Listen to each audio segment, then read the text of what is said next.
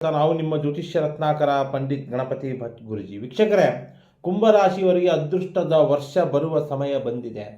ಈ ಕಷ್ಟ ನಷ್ಟಗಳಿಂದ ಕಣ್ಣೀರು ಹಾಕಿದ ದಿನಗಳಿಗೆ ಪರಿಹಾರ ಸಿಗುತ್ತೆ ಕುಂಭರಾಶಿಯ ವ್ಯಕ್ತಿಗಳಿಗೆ ಅಂತ ಹೇಳ್ಬೋದು. ಯಾಕೆಂದರೆ ಸಾಡೆ ಸಾತಿ ಮುಗಿಯುವಂತಹ ಸಮಯ ಬಂದಿದೆ ಕುಂಭರಾಶಿಯವರಿಗೆ. ನೋಡಿ ವೀಕ್ಷಕರೇ, ಶನಿ ಯಾವಾಗಲೂ ಸಾಡೆ ಸಾತಿಯಿಂದ ಬಿಡುಗಡೆ ಆದಾಗ ಮಾತ್ರ ಅವ್ರಿಗೆ ಅದೃಷ್ಟ ಇಷ್ಟಾರ್ಥಕಾರಿ ಸಿದ್ಧಿ ಆಗುತ್ತೆ. ಯಾವುದೇ ರಾಶಿಗೆ ಸಾಡೆ ಸಾತಿ ನಡೀತಾ ಇದ್ದರೆ ಯಾವಾಗ ಬಿಡುವ ಸಮಯ ಬರ್ತದೋ ಅವಾಗ ಮಾತ್ರ ಅವರು ಅದೃಷ್ಟವಂತರಾಗ್ತಾರೆ, ಇಷ್ಟಾರ್ಥಕಾರಿ ಸಿದ್ಧಿ ಆಗುತ್ತೆ. ಇದನ್ನಂತೂ ತಿಳ್ಕೊಂಬಿಡಿ. ಒಂಥರ ಅವ್ರಿಗೆ ಗ್ರಹಣ ಹಿಡ್ದಂಗೆ ಸಾಡೆ ಸಾತಿ ಸಮಯದಿಂದಾಗ ಸತತವಾಗಿ 7.5 ವರ್ಷಗಳ ಕಾಲ ಒಂದು ಗ್ರಹಣ ಹಿಡ್ದಂಗೆ ಅವ್ರ ಜೀವನ. ಯಾವುದೇ ಕೆಲಸ ಕಾರ್ಯ, ಹಣಕಾಸು, ವ್ಯಾಪಾರ, ವ್ಯವಹಾರ, ಆರೋಗ್ಯದಲ್ಲಿ ಒಂದಲ್ಲ ಒಂದು ಸಮಸ್ಯೆಗಳಿಂದನೇ ಜೀವನ ಕಳೀತಾ ಇರ್ತಾರೆ.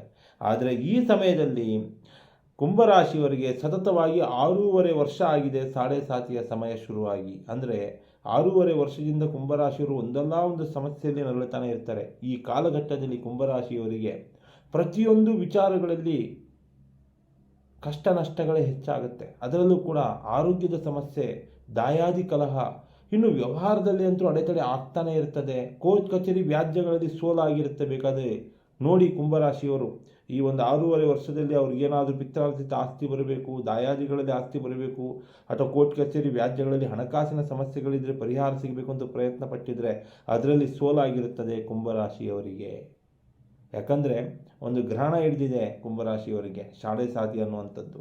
ಹಾಗೆ ಮಾನಸಿಕ ಖಿನ್ನತೆ ಗುರಿ ಆಗ್ತಾರೆ ಮತ್ತು ವಿಪರೀತ ಶತ್ರುಬಾಧೆ, ಅಪಮಾನ ಅವಮಾನಗಳಿಂದ ನರಳುತ್ತಾನೆ ಇರ್ತಾರೆ ಈ ಅವಧಿಯಲ್ಲಿ ಕುಂಭರಾಶಿಯವರು. ಯಾಕಂದರೆ ಸಾಡೆ ಸಾತಿಯ ಪ್ರಭಾವ ಕಡಿಮೆ ಆಗಬೇಕು, ಅವ್ರಿಗೆ ಗೊತ್ತಿರ್ತದೆ ಸಾಡೆ ಸಾತಿಯ ಪ್ರಭಾವ ಕಡಿಮೆ ಆಗಬೇಕು ಅಂತ ಪೂಜೆಗಳನ್ನ, ಪುನಸ್ಕಾರಗಳನ್ನ, ಹೋಮ ಹವನಗಳಲ್ಲಿ ಭಾಗಿಯಾಗಿ ಕೂಡ ಬಂದಿದ್ದರೂ ಕೂಡ ಅದ್ರ ಪ್ರಭಾವ ಸಾಡೆ ಸಾತಿ ಮುಗಿಯೋ ಹಂತದ ತನಕ ಅದು ಕಾಡಾಟ ಇದ್ದೇ ಇರುತ್ತೆ. ನೀವು ಅಂದುಕೊಂಡಷ್ಟು ಸುಲಭವಾಗಿ ಕುಂಭರಾಶಿಯವರಿಗೆ ಆ ಸಾಡೆ ಸಾತಿ ಮುಗಿಯೋದಿಲ್ಲ. ಆ ಪ್ರಭಾವದ ಪ್ರಯೋಗ ಅನುಭವಿಸಿ ಆ ಕಷ್ಟ ನಷ್ಟಗಳನ್ನ ನೋಡಿಕೊಂಡೇ ನೀವು ಗೆದ್ದುಕೊಂಡು ಬರಬೇಕಾಗುತ್ತೆ ಕುಂಭರಾಶಿಯವರು.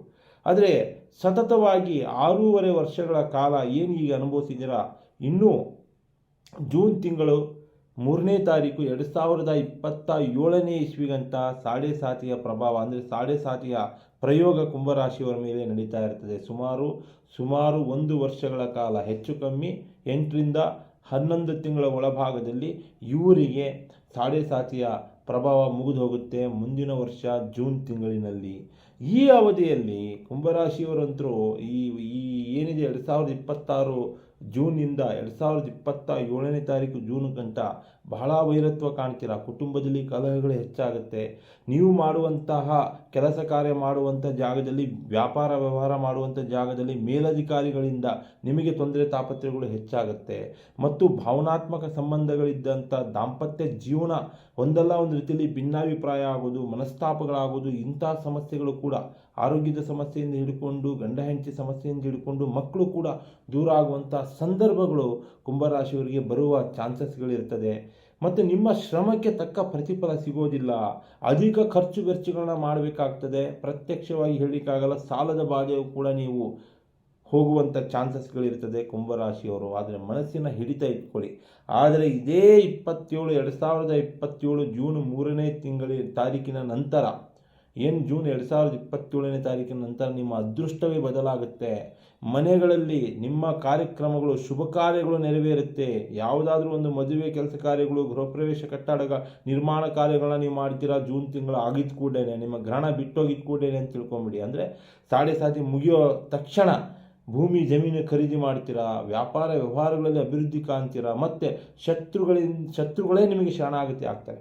ಯಾರಾದರೂ ಶತ್ರುಗಳು ನಿಮ್ಮ ಜೊತೆ ಮನಸ್ತಾಪ ಮಾಡಿಕೊಂಡು ನಿಮಗೆ ಅಪಮಾನ ಮಾಡೋದು, ಅವಮಾನ ಮಾಡೋದು, ತೇಜೋವಧೆ ಮಾಡೋದು, ನಿಮ್ಮ ಬಗ್ಗೆ ನೆಗೆಟಿವಿಟಿ ಹೇಳ್ತಾ ಇರುವಂಥ ವ್ಯಕ್ತಿಗಳೇ ಇದ್ದಕ್ಕಿದ್ದಂಗೆ ಈ ಸಾಡೆ ಸಾತಿಯ ಪ್ರಭಾವ ಮುಗಿದಿದ್ದ ಕೂಡಲೇ ನಿಮ್ಮ ಸ್ನೇಹ ಸಂಬಂಧ ಬಯಸ್ತಾರೆ. ಅವರು ದಾಯಾದಿಗಳಾಗಿರ್ಬೋದು, ಸ್ನೇಹಿತರಾಗಿರ್ಬೋದು, ಸಂಬಂಧಿಕರಾಗಿರ್ಬೋದು, ಕುಟುಂಬಸ್ಥರು ಕೂಡ ಆಗಿರ್ಬೋದು, ನಿಮ್ಮಿಂದ ದೂರ ಆದವರು ಕೂಡ ಒಂದಾಗ್ತಾರೆ ಅಂತ ಹೇಳ್ಬೋದು 2027 ಜೂನ್ ತಿಂಗಳಿನ ನಂತರ. ಮತ್ತು ಏನು ನೀವು ಸೋಲು ಕಂಡಿರ್ತೀರ, ಕೋರ್ಟ್ ಕಚೇರಿ ವ್ಯಾಜ್ಯಗಳಲ್ಲಿ ತಂಟೆ ತಕರಾರುಗಳನ್ನ ಮಾಡಿಕೊಂಡು ರಾಜಿ ಸಂಧಾನಗಳಾಗದೆ ನೀವು ಸೋಲು ಏನು ಕಂಡಿರ್ತೀರ, ಆ ವಿಚಾರದಲ್ಲಿ ನಿಮಗೆ ಕೋರ್ಟ್ ಕಚೇರಿ ವ್ಯಾಜ್ಯಗಳಲ್ಲಿ ಭೂವಶ ಆಗುತ್ತೆ. ನಿಮ್ಮ ಪ್ರಕಾರ ಗೆಲುವಾಗುತ್ತೆ.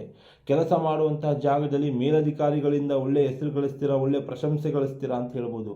ಹಾಗೆಯೇ ಕುಂಭರಾಶಿಯವರು ಜೂನ್ ತಿಂಗಳಿನ ನಂತರ ಒಂದು ವಿದ್ಯಾ ಕ್ಷೇತ್ರ ಅಂದರೆ ಶಿಕ್ಷಣ ಕ್ಷೇತ್ರದಲ್ಲಿ ಆಗಿರ್ಬೋದು, ವ್ಯಾಪಾರ ಕ್ಷೇತ್ರದಲ್ಲಿ ಆಗಿರ್ಬೋದು, ಅಥವಾ ವೈಯಕ್ತಿಕ ಜೀವನಕ್ಕೋಸ್ಕರ ಹುಡುಕಾಟಕ್ಕೋಸ್ಕರ ಆಗಿರ್ಬೋದು, ನೀವು ಹೊರದೇಶಕ್ಕೆ ಹೋಗುವಂಥ ಲಕ್ಷಣ ಇದೆ ಮುಂದಿನ ವರ್ಷದಲ್ಲಿ. ಹಾಗೆಯೇ ಆರೋಗ್ಯದ ಸಮಸ್ಯೆ ಕೂಡ ಬಗೆಹರಿಯುತ್ತೆ. ಇನ್ನು ಪ್ರಮೋಷನ್ ಬಡ್ತಿ ಸಿಗೋದಂತೂ ಗ್ಯಾರಂಟಿ. ಸ್ಥಳ ಬದಲಾವಣೆ ಆಗಿ ಉನ್ನತ ಹುದ್ದೆಗೆ ಕೂಡ ಹೋಗ್ತೀರಾ. ಒಳ್ಳೆ ರೀತಿಯಲ್ಲಿ ಆಪರ್ಚುನಿಟಿ ಅವಕಾಶಗಳು ಬರುತ್ತೆ. ತಾಳ್ಮೆ ಸಹನೆಯಿಂದ ಅದನ್ನು ಯುಟಿಲೈಸ್ ಮಾಡ್ಕೊಳ್ಳಿ. ಯಾಕಂದರೆ ಈ ವರ್ಷ ಪೂರ್ತಿ ನಿಮ್ಮ ಮನಸ್ಸಿನ ಹಿಡಿತ ಇಟ್ಕೊಳ್ಳಿ. 2026ನೇ ವರ್ಷದಲ್ಲಿ ಒಂದಲ್ಲ ಒಂದು ಸಮಸ್ಯೆಗಳು ಬರ್ತಾ ಇರ್ತದೆ. ಎಷ್ಟೇ ಕಷ್ಟ ನಷ್ಟಗಳು ಬಂದರೂ ಕೂಡ ಸಹಿಸಿಕೊಂಡು ಒಂದಷ್ಟು ದಿನ ನೀವು ತಾಳ್ಮೆಯಿಂದ ಇರಿ ವೀಕ್ಷಕರೇ.